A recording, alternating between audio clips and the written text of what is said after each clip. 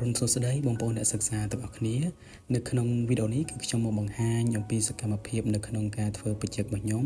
តាក់ទងជាមួយនឹង UX UI design ដើម្បីយកទៅធ្វើបទបង្ហាញនៅក្នុងការបញ្ចប់ធើម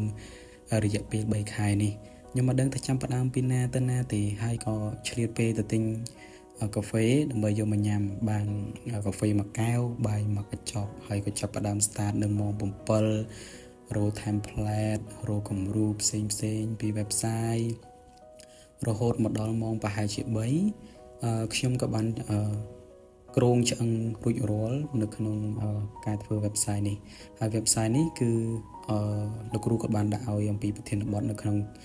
ការធ្វើ website របស់សាលាធ្វើ website របស់សាលារៀនហើយខ្ញុំបាន brainstorm វាប៉ុណ្ណឹងរួចរាល់ហើយ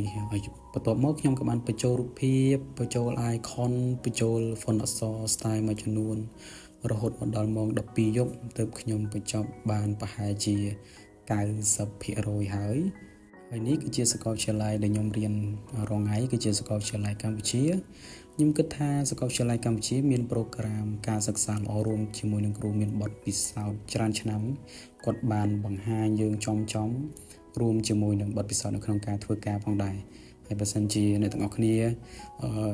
មានបំណងចង់សិក្សាខាងផ្នែកព័ត៌មានវិទ្យាក៏ដូចជាវិទ្យាសាស្ត្រកុំព្យូទ័រអ្នកទាំងអស់គ្នាអាចជ្រើសរើសជាមួយនឹងសាកលវិទ្យាល័យកម្ពុជាបានជាមួយនឹងការសិក្សាយើងក៏អត់ភ្លេចទេនៅក្នុងការថែទាំសុខភាពរបស់យើង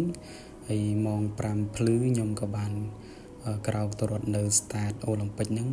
ចម្ងាយប្រហែលជា5គីឡូហើយក៏បានបញ្ចប់នៅ